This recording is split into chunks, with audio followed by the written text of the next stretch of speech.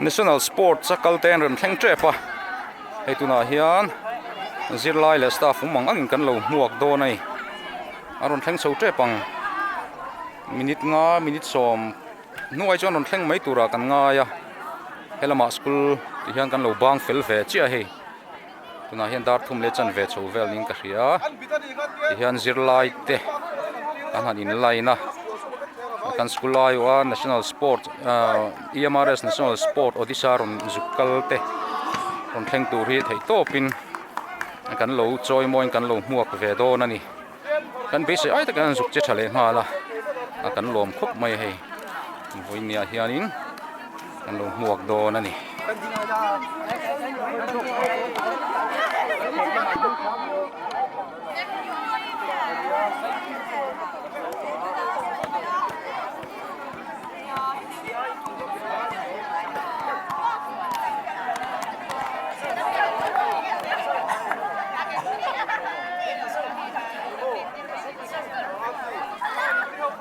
Mizoram ai o hian Mizoram EMRS ai o hianin kan school tangin zirlai no pang som panga zet an zuk tel ve a Mizoram matang phei chuania school mal khaya zirlai tho tamber ha kan nia zuk che thang reng khop mai hei trophy engemo medal engemo zat an ron hona Mizoram tan kan chuang em em a voinia dam takin hei lai hun ron thleng le tura kan nga ya kan thian tokin schoolin school am bang chia in thak man lovin ti hian in kan in rem nga la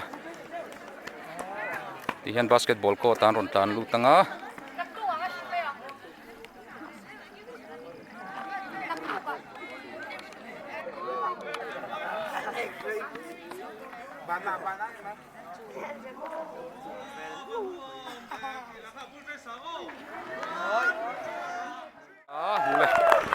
so panin rodin zuya na hian national sport kal kan zirlai te hei campus anon tlan lu che lo bye bye ang o lui ve ulo en che oh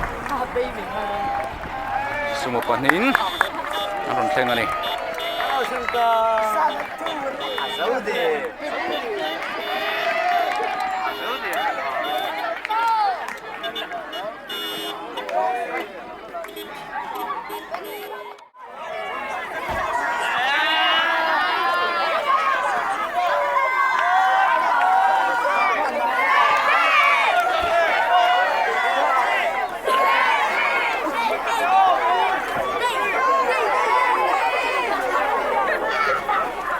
Hello, chỉ bây giờ luôn chuyện thế cô.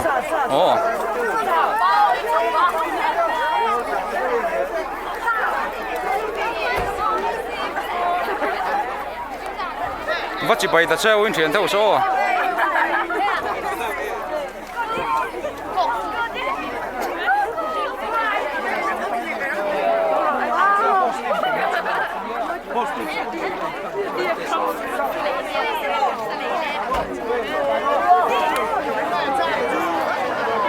Này, chỉ bay ô. Chỉ bay kan xem này. Oh, hey, Miss Ma, so nite. Am se ni na ron. In chào em. In chào em. Than pui le. In chào em.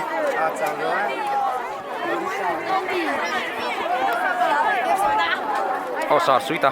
Kan si bay veang. Oh, congratulations.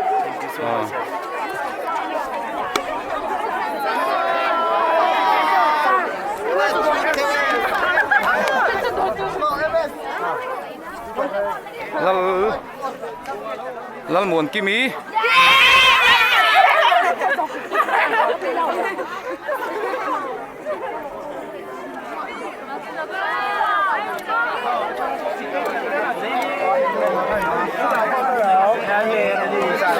Sepataku na tilo arwalino. Sepataku. 1 2 3 oh. 1 2 3 1 2 3 Sepataku. Oh. Nemi. In chào em.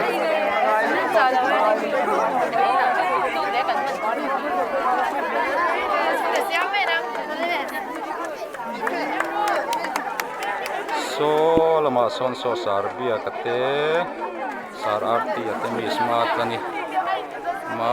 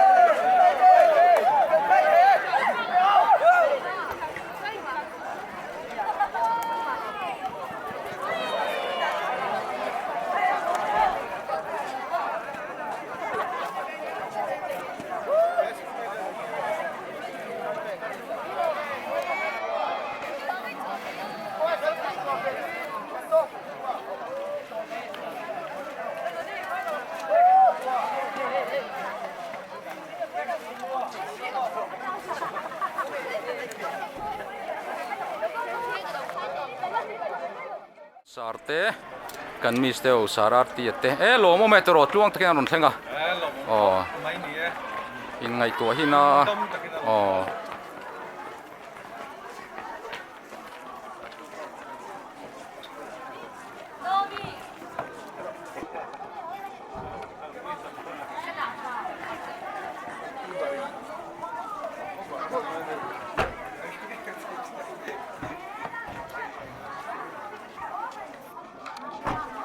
kati zong kha tuna kan zilai sport kalte ron ho kan in huana kan man da chu thei chun in vain a choi tui vek ule